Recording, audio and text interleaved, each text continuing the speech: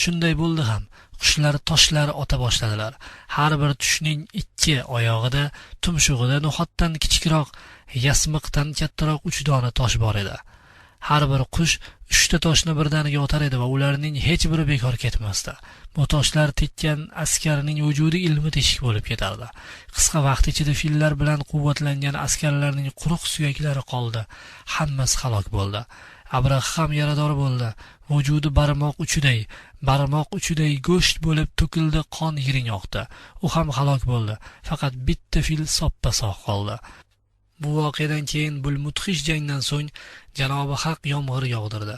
Habashliklarning iymonsiz jasadlari qoldiqlarini oqizib dengizga to'kdi. Bu seldan hamma yoq yuvilib poklandi. Izoh va o'git. Bu voqea qissa holda berilgan edi. Bu yerda mufassalroq keltirishni ko'nglimiz xohladi. Shu sababdan kengroq shaklda bayon qildik. Janobi Haq Fil surasida shunday buyurgandir: Ey Rasulim, Ka'bani buzishni istagan fil sohiblarini Robbing nima qilganini ko'rmadingmi? Robbing ularning yovuz niyatlarini puch qilmadimi? Ularga gala-gala qushlar yubordi. Ul qushlar toshlar otardilar. Robbing ularni fil qo'shinini somon cho'piday qilib tashladi. Fil surasi buyuk voqeadan xabar beradi. Sevgili payg'ambarimiz sollallohu alayhi va sallam payg'ambarligini e'lon qilgan paytda butun Quraysh kofirlari payg'ambarimizga dushman bo'lib qoldilar. Ular Qur'onga ishonmas edilar. Payg'ambarimiz bu voqealarni bir-bir o'qib berardilar. Payg'ambar alayhisalom fil voqealaridan 50-55 kun keyin tug'ilganlar. Fil voqeasini qayerdan bilar edilar? Bu voqealarni ko'rgan makkaliklar hali bor edi. Buning ustiga Muhammad alayhisalom Allohning payg'ambari edilar. Makkaliklar inonmoqliklari kerak edi. Chunki Alloh taolo Makkani va makkaliklarni filli qo'shin tajovuzdan saqlagandi. Muhammad alayhisalom yuz xotirlari hurmatlaridan edi. Qur'oni Karim bu haqiqatni eslatardi. Makkaliklar aqllarini to'plab es-hushlarni yig'ib, Hazrat Muhammad alayhisalomga yordam bermoqliklari zarur edi. Ammo makkalik mushriklar bu nozik jihatlarini tushunmadilar. Hazrat Muhammad alayhisalomga va unga iymon keltirgan musulmonlarga qattiq tazyiq qildilar. Makkadan haydab chiqarishgacha borib yetdilar. Tarix takrordan iborat deydilar. U zamonning dinsiz Abrahasi Ka'bani buzishga kelgan va halok bo'lgan edi. Zolim zolimdir, dinsizdir. U zamon dinsizlari qanday fe'l atvorli bo'lsalar, bugungi kunning dinsizlari ham shunday fe'l atvorlidirlar. 189-hikoya. Soliha ayol. Ulamolardan bir zot yosh va go'zal bir ayolni imtihon etish uchun bunday dedi: Senday go'zal bir ayolning shunday xunuk eri bo'lishi yaxshi emas. Eri xunuk, kir yuradigan, noxush odam bo'lgan bu go'zal xotin ul olimga ushbu go'zal javobni berdi: Ey hakim, siz ko'p yanglish so'zladingiz. Gapingiz to'g'ri emas. Bunday so'zlarni sizday olim odamdan eshitib ko'p ranjidim. Chunki erimning Alloh taolo oldida bir savobi borligidan bo'lsa kerak, meni ul savobga nisbatan bir mukofot o'laroq nasib etgandir. Balki men biror gunoh ish qilgan bo'lishim mumkin. Haq taolo bu gunohimning jazosi sifatida meni unga bergandir. Janobi Haqning bergan taqdiriga rozi bo'lish kerak.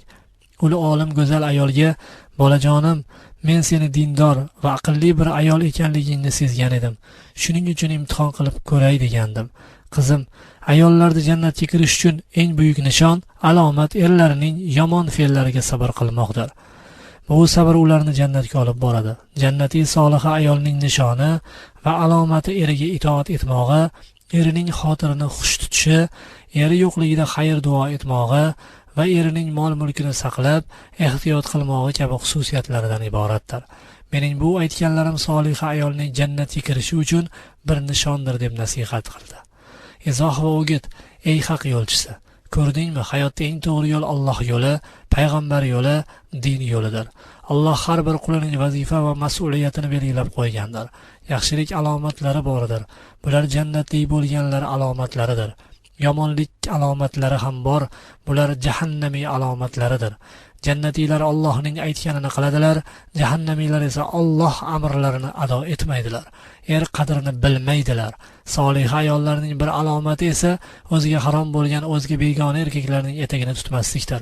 Ya'ni erkaklar ila uchrashmaslikdir. Sevgili payg'ambarimiz Hazrat Muhammad alayhisalom hadis shariflarida kimki begona ayolning qo'lini o'z qo'liga olsa, ya'ni begona ayol bilan ko'rishsa, u kimsa qiyomat kunida qo'liga bir cho'g' otash qo'yadir deganlar. 190-hikoya. Otaning burchi. Hazrat Umar roziyallohu anhu mo'minlarning xalifasi bo'lgan davrlar. Musulmonlar rohat va huzur ichida hayot kechirardilar. Hazrat Umar roziyallohu anhu bir kun yaqinlari ila suhbat qurib o'tirgan edilar. Shu vaqt bir odam o'g'li bilan birga xalifa suhbat qurayotgan xonaga kirib keldi. U odamning ko'rinishidan tashvishli ekanligi ko'rinib turardi. U o'g'liga jahl bilan qarashidan o'g'lidan xafaligi ham sezilar edi. U odam Hazrat Umarga kelib, "Ya Amiral Mo'minin, ko'rib turganingiz bu yosh yigit mening o'g'lim.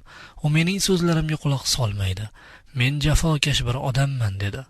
Bu shikoyatni eshitib Hazrat Umar ul odamning o'g'liga: "Ey yigit, sen Allohdan qo'rqmaysanmi? Farzand ota-onaga ham qarshi chiqadimi? Otangning senda haqlari bor, ularni qanday uzasan?" dedi. Yigit bunday deb javob berdi: "Nihoyatda to'g'ri so'zladingiz, yo Amiral Mo'minin. Bu so'zlaringizning hammasi otaning o'g'liga bo'lgan haqlaridir. Ammo farzandning ota-onada haqqi yo'qmi?" Yigitning bu javobi haqqoniy so'zlari Hazrat Umarni ta'sirlantirdi. U: "Tabiiy haqqi bor. Farzandning ota-onasida ushbu haqlari bor. Birinchisi uylanish, vaqti kelganda farzandni uylantirish, ya'ni aqlli, iffatli, nomusli qizga uylantirish. Buning aksi bo'lsa farzandga yomonlik qilgan bo'ladi. Chunki ota-onaning yomon fe'li bolaga ham o'tadi. Shuning uchun nomus ahlidan birini topish ota-ona burchidir. Ikkinchisi, farzand tug'ilgach unga yaxshi ism qo'yish. Uchinchisi, bolaning aqli yetgunicha unga dinni, Qur'onni o'rgatish dedi. Hazrat Umar roziyallohu anhuning bu tushuntirishini eshitgach, yigit bunday dedi: "Shunday, Amiral Mo'minin, bu aytganlaringizdan hech birini otam ado etmagan. Bu burchlarni bajarmagan. Birinchisi, onam bo'lmish ayolni asirlar bozoridan 400 dirham pulga sotib olgan. Onam bo'lmish ayolning qandayligini bilmagan. Ikkinchisi, aytganingizdek menga munosib bir ism qo'ymagan. Menga qora qo'ng'iz ma'nosini beruvchi Juval ismini bergan. Dinim va Alloh kitobidan bir kalima ham o'rgatmagan." Bu javobni diqqat bilan tinglab, Hazrat Umar bunday buyurdi: "Ey otaman degan odam, sen o'g'lim menga isyon qiladi, quloq solmaydi, menga azob beradi deysan. Aslida sen unga isyon etgansan. Sen o'g'lingga yomonliklarni ravo ko'ribsan. Sen unga jafo qilibsan. Xatoni sen qilgansan. Endi men senga nima deyishim mumkin? Qanday yordam beraman? Boshga tushganni ko'z ko'radi. Sen o'zingga o'zing yomonlik qilgansan" debdi. Izoh va o'git. Ey haq yo'lchisi, bu qanday go'zal hikoya. Demak, o'g'lining onasini tanlab olmagan ota o'g'lidan istagan va lozim ko'rgan yaxshilikni ko'ra olmaydi. Ko'rishga haqqi ham yo'q. O'g'lidan mehr ko'rishni istagan ota avval tug'iladigan o'g'lining onasini olar ekan, yaxshilab bilib so'ng olish kerak bo'ladi. Iffat xazinasi bo'lgan ayolni, onani olsa, o'g'il ham otaga mehr ko'rgizadi va itoat etadi. Mehr ko'rgizishni kutadigan bo'lsa, o'g'ilning onasi yaxshilab sinalgan bo'lishi zarur. Asli nasli ota-onasi zoti surishtiriladi. Dini, iymoni, fe'li, axloqi yaxshilab surishtiriladi. Shunday sinovdan so'ng olingan ayol tuqqan o'g'il ota qadrini biladi, otaga hurmat ko'rsatadi, mehr qo'yadi.